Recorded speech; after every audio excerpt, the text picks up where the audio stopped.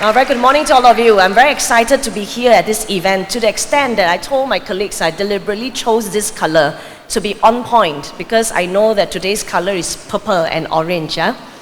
And I want to read out a few names because they are the hardworking individuals who work hard to curate this 2 days conference other than KC.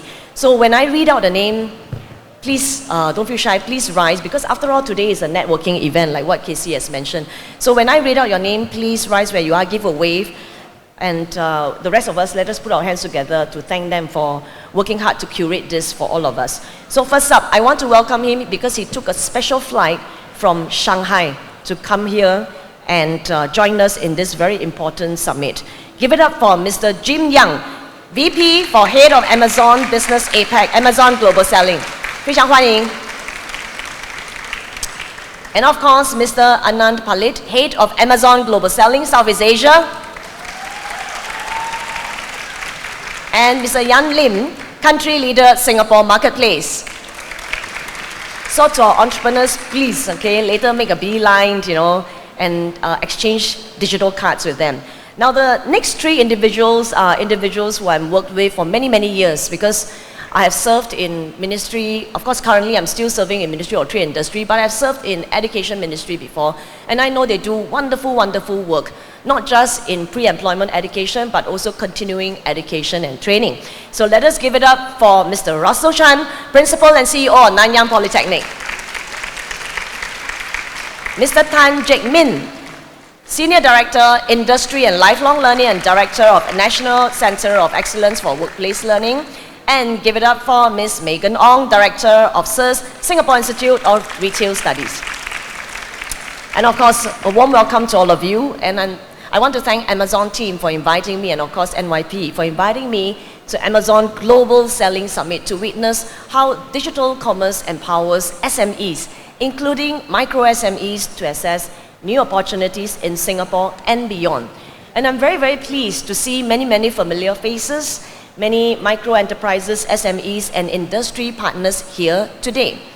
Now, I'm also very glad that our SMEs are very eager to capture the opportunities in e-commerce, and that's why you are at this e-commerce expo, right, this week. And we look forward to the future growth and transformation as our SME take the steps to expand your markets outside Singapore. And I like what Mr. Anand told me earlier. I think and later I'm sure he will take to the stage and say that. But really, by leveraging, what Amazon provides you under their global selling program, it really levels the playing field for our micro enterprises or SMEs, regardless of the resources and the headcount. In the past, I think you need to be a fairly large company in order to venture overseas. But now, you can actually dip your toes, try it out in different markets through some of this platform. This is important because each and every one of you represent our SMEs, and our SMEs really form the heart of Singapore's economy, accounting for nearly half of our country's GDP, accounting for 70% of our workforce, and accounting for 99% of all enterprises in Singapore. And I want to assure you that my colleagues in the Ministry of Trade and Industry, as well as Enterprise Singapore, remain committed to supporting our SMEs in your growth and transformation journey. We are here today to discuss how do we leverage the platform to internationalize. And internationalization is a crucial strategy for SMEs to leapfrog into the new worlds of growth opportunities. Now, given the limits of our very small domestic market here, SMEs that want to grow here have to expand their horizon and explore overseas market from the word get-go, from the time that you set up your company with Accra, right? And if anything, if you look back the last 3 years, COVID-19 pandemic has really taught us a few precious lessons. And one of it is COVID-19 has highlighted the dangers of relying on a single market and the importance of diversification, diversifying our markets so that we are not adversely affected by a single shock. Now, the shift to nearshoring also presents fresh opportunities for SMEs. I think you and I will agree, given what is happening globally, I think what we are witnessing is the economic center of gravity is really shifting to Asia. The economic CG is really shifting to Asia. And I think in Singapore, where we are the heart of Asia, I think we can really, we are well placed to really seize the opportunity to come.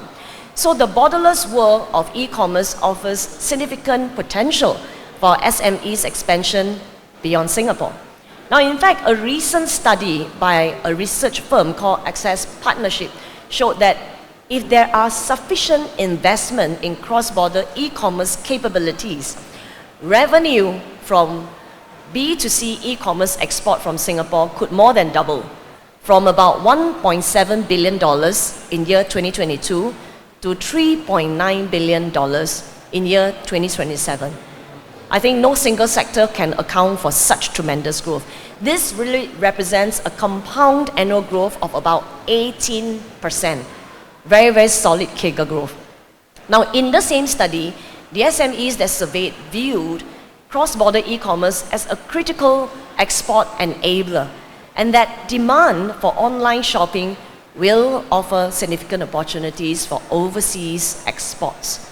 So to help our SMEs internationalize, the government has several support schemes and initiatives. Just like what Casey, Mr. Anand, Jim and Yan will be doing, they will be sharing with you what Amazon have in their toolkit to support you.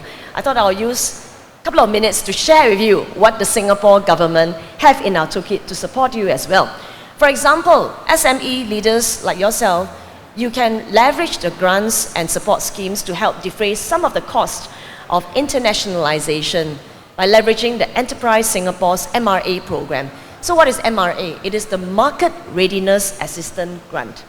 Now, the funds can be used for market expansion related services such as intellectual property protection services in North America under the Amazon IP Accelerator program. So one is the MRA, Market Readiness Assistance. Now, SMEs can also tap on the double tax deduction for internationalization.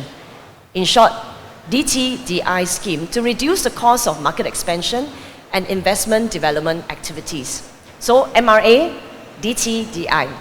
Right. SMEs can also participate in overseas business missions and trade fairs like this, but happening overseas, to gain market exposure, to test in-market demand, and to really get your feet wet, to dip your toes, and just test out the market. And sometimes to do so individually takes a lot of resources, takes a lot of courage.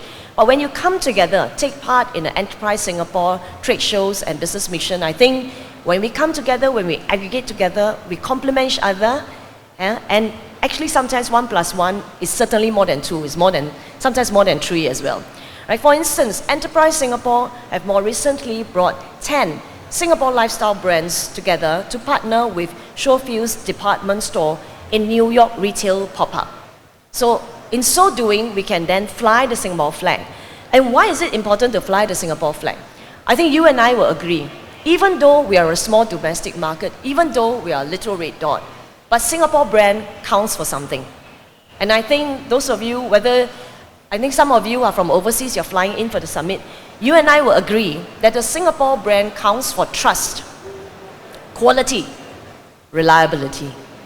And for those of you who are helming sectors where these 3 attributes really means a lot to your clients and stakeholders, this is where, really we hope you can fly the Singapore flag. But at the same time as you do so, we hope that you will also deliver on your promises, right?